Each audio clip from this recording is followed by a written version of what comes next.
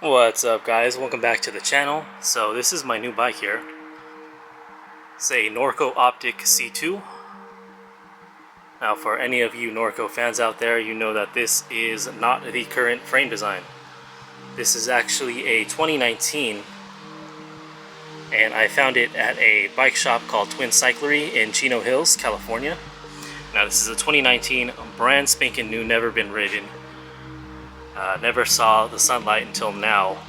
They had this in the shop as kind of a display bike, and just recently decided to clearance it out to make room for newer model bikes.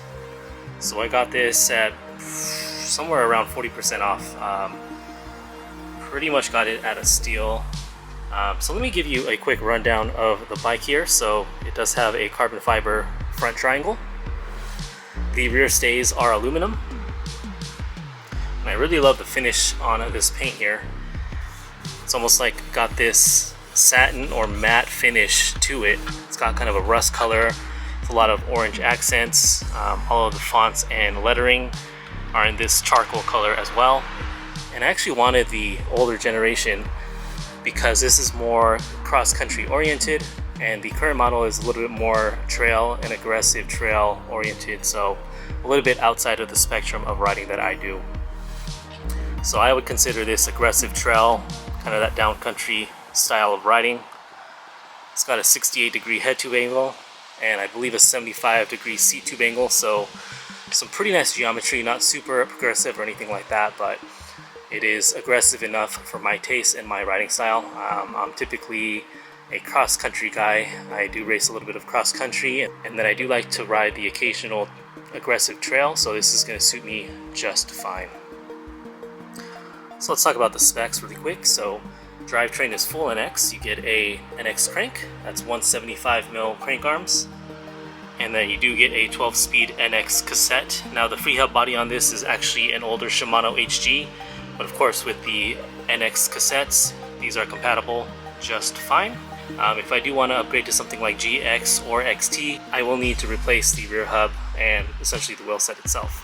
Brakes are the SRAM level. Now these are the upgraded model, the T version. There is also a TL model that is even a little bit more feature rich.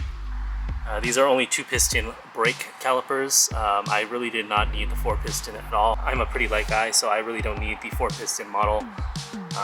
And I also don't need the guides as well. I'm really used to Shimano brakes, but from what I feel so far, these are feeling really good. I really like the actuation on the lever. Modulation feels great. Power feels great as well. Rotors are 180mm front and back.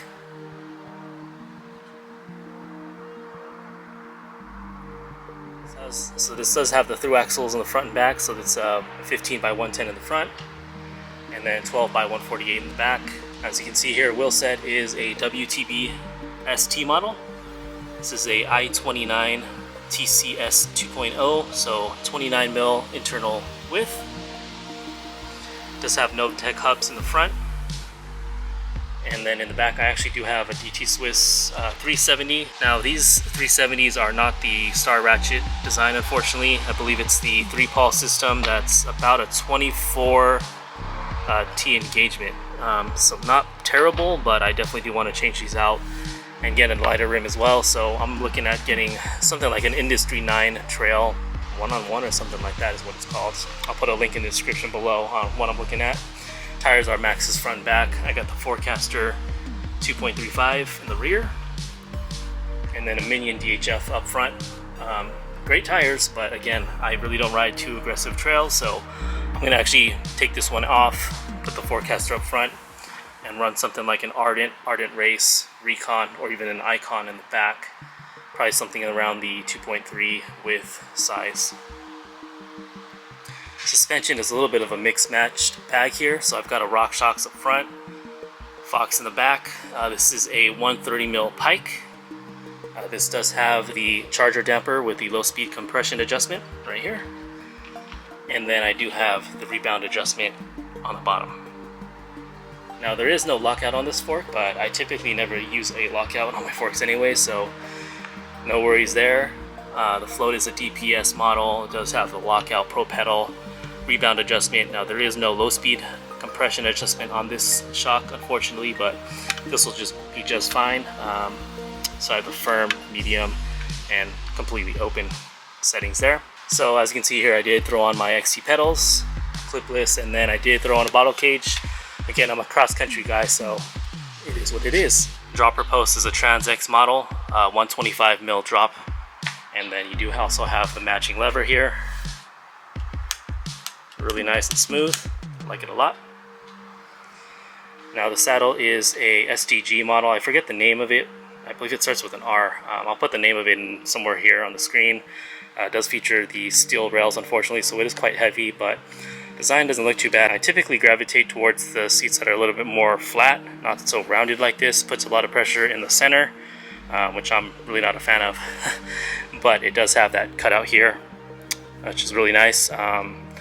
Just in case the tire comes up when you're dropped, it's not going to rub on that tire. And the crank does have a 32 teeth chainring. Now, as you can see here, there is a bracket here for a chain guide. I typically never drop a chain. I'm always on top of making sure that my derailleur and everything is all aligned, so I've never dropped a chain like that, and I'll probably just take this off to shave a few grams. It's free, why not? Cockpit up here, Norco branded stuff. This is a pretty wide bar. I believe it's like a 800, maybe a 780 or something like that. I actually have a set of Race Face Next carbon bars that I wanted to put on here. They're 740, I believe, and that's perfect for my usage. Unfortunately, it's a 31.8 diameter bar. This happens to be a 35, so I will need to pick up a new stem before I drop that in. Stem's an Norco product as well. But all in all, that's the entire setup. I really love, again, the geometry of this frame. The internal routing is awesome. It's got these plastic caps. Once you take that off, you have a pretty big opening to fish your cables in and out of the frame, so it's really user friendly. So as you can see here, each cap has 3 positions for the cables, and it runs either drivetrain cables or brake cables as well, so you can really fine tune what you need. It's got one on each side here, one output here, and then there's also an output on the bottom as well. That's for the derailleur cable that shoots out right back here. Yeah, other than that, really loving the design of this bike. Geometry's perfect. I love the paint job, love the features. Build kit is pretty good. I do want to upgrade the wheel set and the drivetrain as well. Looking at probably going to GX, but I'm used to Shimano and I hear the XT is a little bit better, so I might do that. But like I said, I will need to upgrade the wheel set to a micro spline or an XD hub, free hub body, to make that happen. Alright guys, so that sums up my bike. Hopefully we'll be riding this for the next several years, putting a lot of miles on it, and yeah, give me a lot of smiles for miles basically. Alright guys, like, comment as usual, thanks for watching, subscribe if you're not already, and I will see you guys on the next video.